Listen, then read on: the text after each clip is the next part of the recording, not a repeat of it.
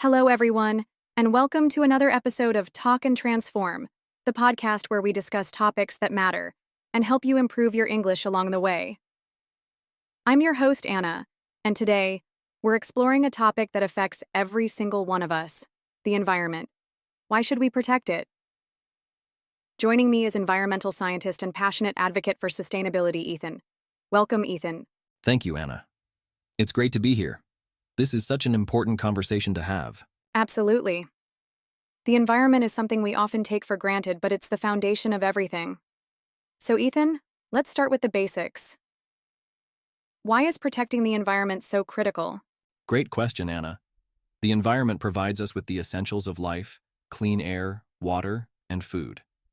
Without a healthy environment, these resources are at risk. Beyond that, nature regulates our climate, supports biodiversity, and offers us mental and physical well-being. Protecting it means safeguarding our future.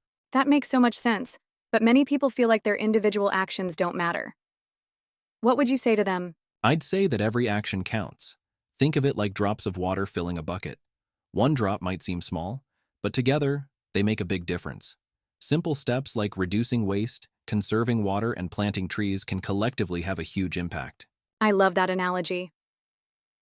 Let's talk about some specific issues the environment is facing. Ethan, what are the biggest threats today? There are quite a few, but the major ones include climate change, deforestation, pollution, and loss of biodiversity. For example, greenhouse gases from burning fossil fuels are heating the planet, leading to more extreme weather. Deforestation destroys habitats while pollution contaminates our air and water. These issues are interconnected, and they all stem from unsustainable human practices.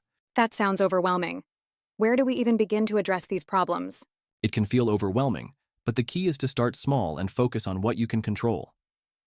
For individuals, that might mean cutting down on single-use plastics, recycling, or supporting eco-friendly products. Governments and businesses also play a huge role by implementing sustainable policies and practices.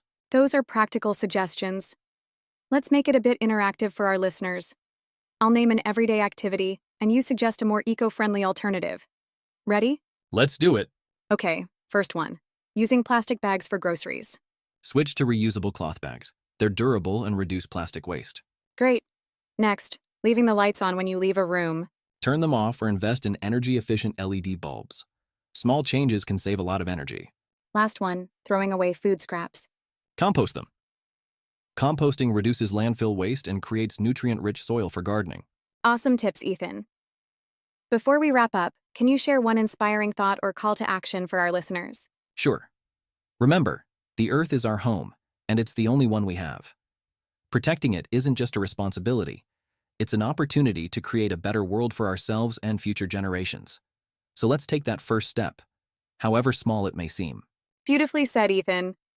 Thank you so much for joining us today and sharing your insights. Sure. Remember, the Earth is our home, and it's the only one we have. Protecting it isn't just a responsibility. It's an opportunity to create a better world for ourselves and future generations. So let's take that first step, however small it may seem. And thank you, listeners, for tuning in to Talk and Transform. If you enjoyed this episode, please subscribe, leave a comment, and share it with someone who cares about our planet. Together, we can make a difference. See you next time.